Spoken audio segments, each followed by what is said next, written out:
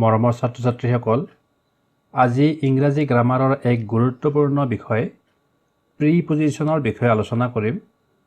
এই ভিডিঅ'টোত প্ৰিপজিশ্যনৰ আটাইখিনি নিয়ম অন্তৰ্ভুক্ত কৰা হৈছে, গতিকে তোমালোকে ভিডিঅ'টো মনোযোগেৰে চাবা আৰু নিয়মবোৰ মনত ৰাখিবলৈ যত্ন কৰিবা। গতিকে আহা আমি ভিডিঅ'টো আৰম্ভ কৰোঁ। প্ৰথমে দিয়া আছে What is a preposition? A preposition is a word that shows the relationship between a noun or a pronoun and some other word or element in the rest of the sentence. Some examples of prepositions are words like in, at, on, of, to, etc. Preposition বা অব্যয় হৈছে এক শব্দ যি বাক্যত থকা বিশেষ্য বা সৰ্বৰ নাম আৰু আন কোনো শব্দ বা উপাদানৰ মাজৰ সম্পৰ্ক দেখুৱায়। প্ৰিপজিশ্যনৰ কিছুমান উদাহৰণ হৈছে in, at, on, of, to, etc. এতিয়া আমি কাইণ্ডছ অফ প্ৰিপজিশ্যনৰ বিষয়ে আলোচনা কৰিম। Kinds of preposition: preposition of place or position, যেনে in, on, at, over, under, above, below', behind, between, beyond, etc. Preposition of time, যেনে at, on, in, since, for, from, to, during, till, until, by, etc. Preposition of movement and direction, যেনে across, along, against, at, on, up, down, to, towards, from, etc. Other preposition, যেনে by, with, among, besides, through', etc. এতিয়া আমি এই প্ৰতিটো ভাগৰ নিয়মসমূহ আলোচনা কৰিম। প্ৰথমে preposition of place or position. Number 1, in.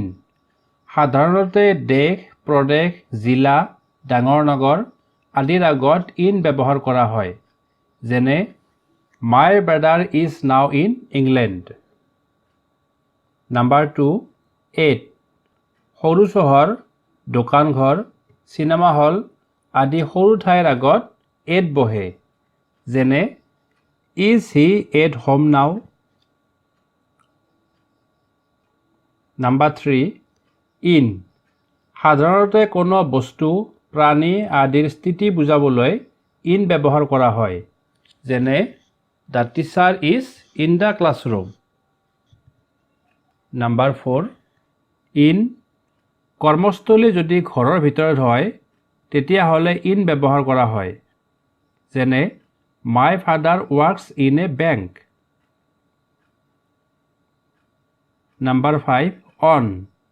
কৰ্মস্থলী যদি ঘৰৰ বাহিৰত হয় তেতিয়াহ'লে অন ব্যৱহাৰ কৰা হয়, যেনে my father works on a farm. Number 6, নিম্ন স্তৰ বুজাবলৈ বিল' ব্যৱহাৰ কৰা হয়, যেনে your grade is below' average. Number 7, in front of. সন্মুখত অৰ্থত ইন ফ্ৰণ্ট অফ ব্যৱহাৰ কৰা হয়, যেনে there is a garden in front of our school. Number 8, opposite. মুখ কৰি থকা অৰ্থত অপজিট ব্যৱহাৰ কৰা হয়, যেনে our house stand opposite the Basudev temple. অৰ্থাৎ দুটা বস্তু মুখামুখি হৈ থাকিলে সেই ক্ষেত্ৰত অপজিট ব্যৱহাৰ কৰা হয়। Number 9, behind.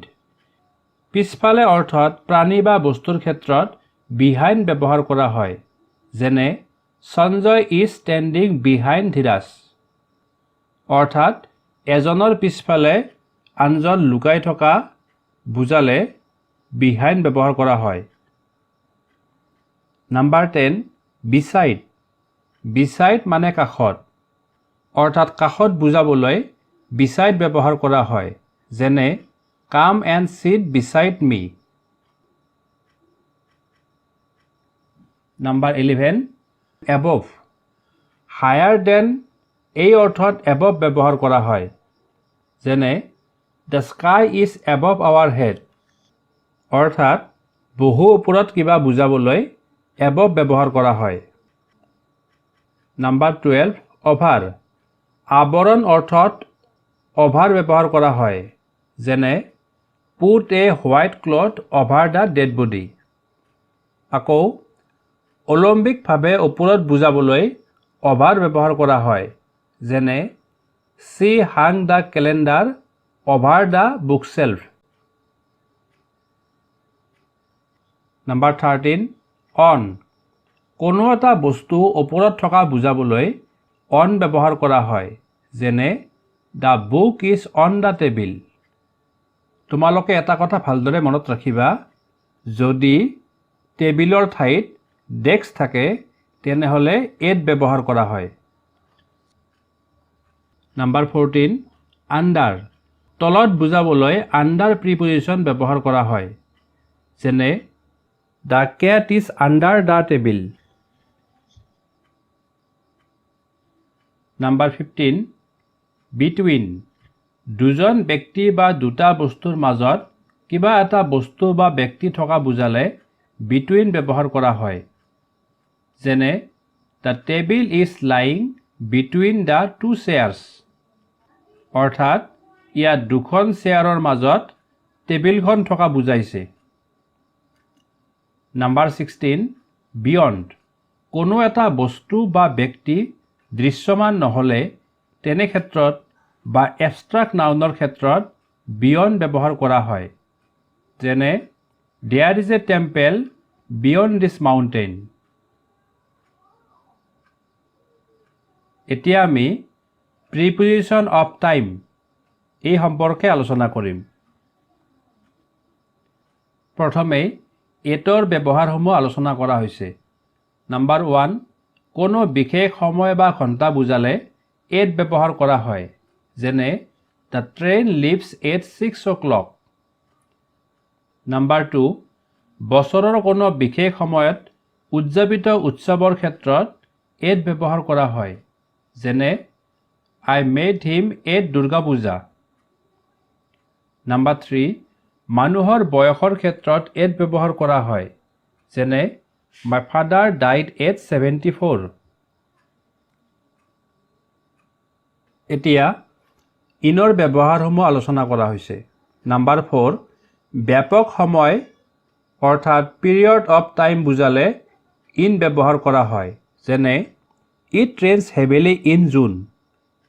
অৰ্থাৎ জুন মাহে এটা ব্যাপক সময় বুজাইছে গতিকে এনেকুৱা ক্ষেত্ৰত in ব্যৱহাৰ কৰা হয় Number 5. কোনো এটা সময়ৰ অন্তত কিবা এটা কাম সংঘটিত হ'ব বুজালে in ব্যৱহাৰ কৰা হয় যেনে She will be ready in 10 minutes. অৰ্থাৎ ইয়াত 10 মিনিটৰ অন্তত তাই ৰেডি হ'ব বুলি কোৱা হৈছে গতিকে এনেকুৱা ক্ষেত্ৰত in ব্যৱহাৰ কৰা হয় এতিয়া preposition of timeৰ অনৰ ব্যৱহাৰসমূহ আলোচনা কৰা হৈছে Number 6. কোনো দিন বা বাৰ বুজালে on ব্যৱহাৰ কৰা হয় যেনে Our school will reopen on Monday. Number 7. পূৰ্ব পৰিকল্পিত সময়মতে কিবা এটা কৰা হলে on time ব্যৱহাৰ কৰা হয় যেনে The 12 o'clock train started on time. ইয়াত 12 বজাৰ ট্ৰেইনখন সময়মতে যাত্ৰা কৰাৰ কথা কোৱা হৈছে গতিকে এনেকুৱা ক্ষেত্ৰত on time ব্যৱহাৰ কৰা হয় Number 8. ঠিক উল্লেখিত সময়ত কাম কৰা বা হোৱা বুজালে it ব্যৱহাৰ কৰা হয় যেনে I will finish it at 5. Number 9. By. উল্লেখিত সময়ৰ আগে আগে কাম কৰা বা হোৱা বুজালে সাধাৰণতে by ব্যৱহাৰ কৰা হয় যেনে I will finish it by 5.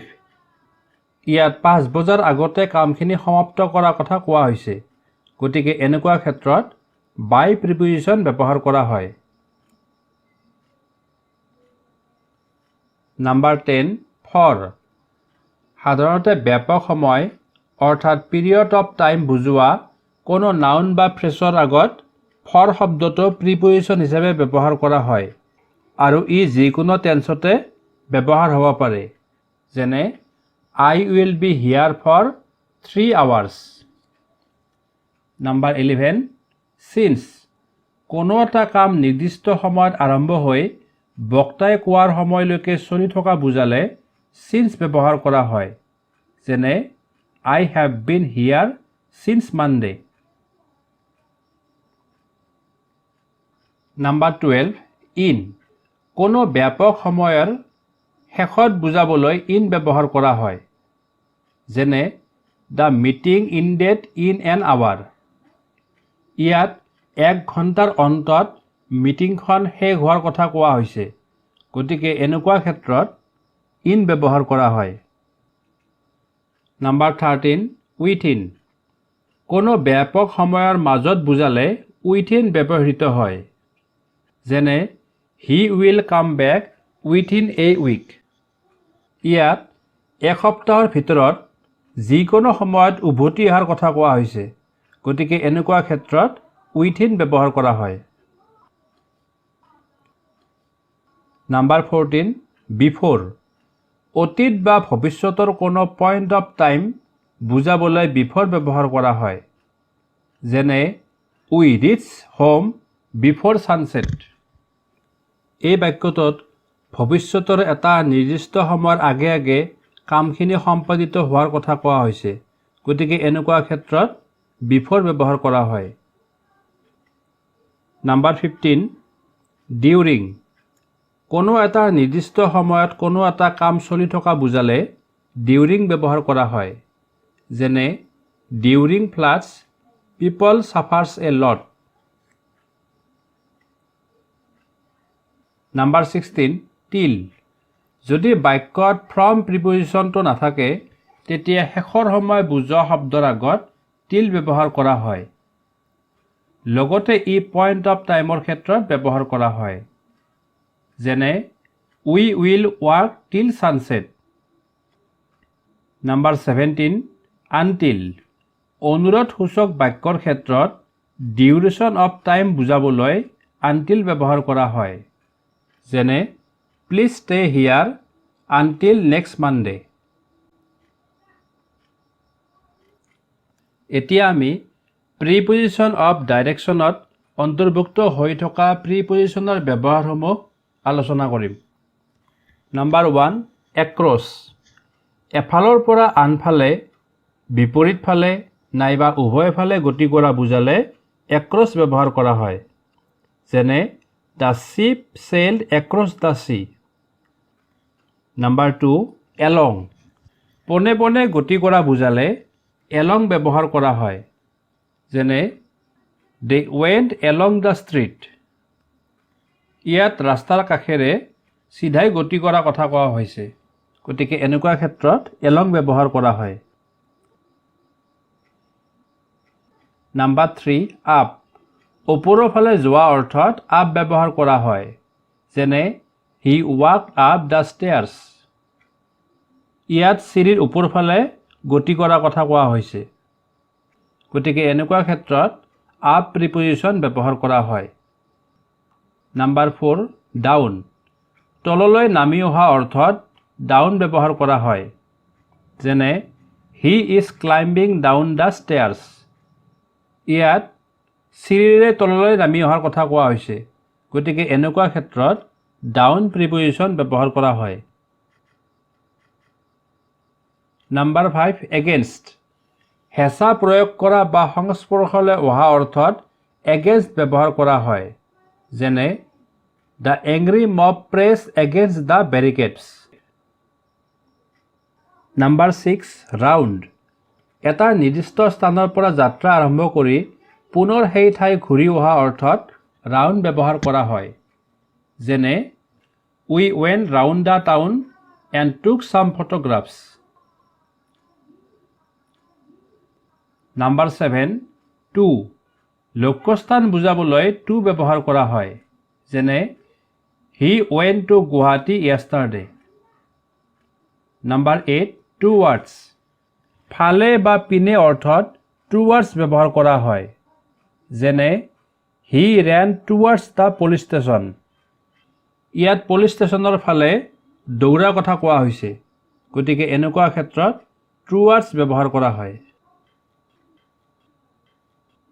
Number 9 into বাহিৰৰ পৰা ভিতৰলৈ সোমাই যোৱা অৰ্থত গতি বুজোৱা ভাৰ্বৰ লগত into ব্যৱহাৰ কৰা হয় যেনে the frog jumped into the well ইয়াত ভেকুলীটো বাহিৰৰ পৰা কুৱাৰ ভিতৰলৈ গতি কৰা বুজাইছে next he walked into the park ইয়াত ব্যক্তিজনে পাৰ্কৰ ভিতৰলৈ প্ৰৱেশ কৰা বুজাইছে গতিকে এনেকুৱা ক্ষেত্ৰত into ব্যৱহাৰ কৰা হয় নাম্বাৰ 10 out of ভিতৰৰ পৰা বাহিৰলৈ ওলাই অহা অৰ্থত out of ব্যৱহাৰ কৰা হয় যেনে they could come out of the house when a fire broke out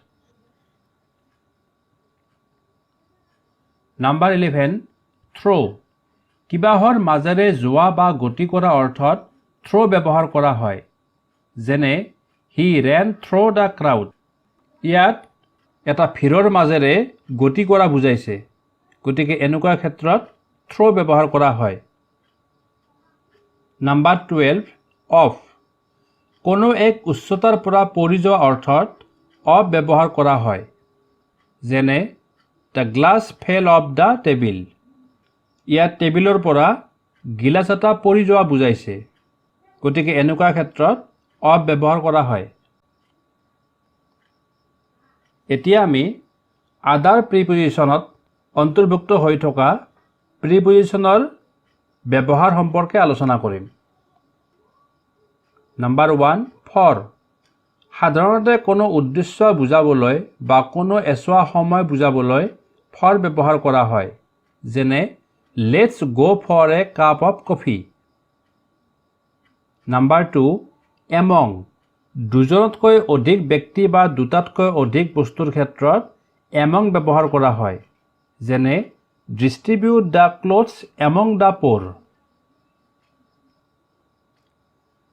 number 3 by কোনো ব্যক্তিৰ দ্বাৰা কোনো কাম সম্পাদিত হ'লে ব্যক্তি বুজোৱা শব্দ বা ব্যক্তিৰ নামৰ আগত by ব্যৱহাৰ কৰা হয় যেনে the bird was killed by a hunter ইয়াত চিকাৰীৰ দ্বাৰা চৰাই এটা হত্যা কৰাৰ কথা কোৱা হৈছে গতিকে এনেকুৱা ক্ষেত্ৰত by প্ৰিপজিচন ব্যৱহাৰ কৰা হয় নাম্বাৰ 4 with যি বস্তুৰ সহায়ত কোনো কাম কৰা হয় তাৰ নামৰ আগত with বহে যেনে we write with a pen তাৰ মানে ইনষ্ট্ৰুমেণ্ট বা যিহৰ সহায়ত কাম কৰা হয় তাৰ আগত with বহে নাম্বাৰ 5 in oblique into যান-বাহনত উঠা অৰ্থ বুজাবলৈ get ভাৰ্বৰ পিছত in বা into ব্যৱহাৰ কৰা হয় যেনে we get in a car or we get into a car number 6 out of off যান-বাহনৰ পৰা নমা অৰ্থ বুজাবলৈ get ভাৰ্বৰ পিছত out of বা of ব্যৱহৃত হয় যেনে we get out of a car or we get off a bus ইয়াত out of বা অফৰ অৰ্থ একেই নাম্বাৰ 7 besides আগতে আমি beside সম্পৰ্কে পাইছিলোঁ besideৰ অৰ্থ হ'ল কাষত আৰু besides ইয়াৰ অৰ্থ হ'ল উপৰিও যেনে I have one more pen besides this এই বাক্যটোত এইবোৰ কলমৰ উপৰিও আৰু এটা কলম থকা বুজাইছে গতিকে এনেকুৱা ক্ষেত্ৰত besides ব্যৱহাৰ কৰা হয়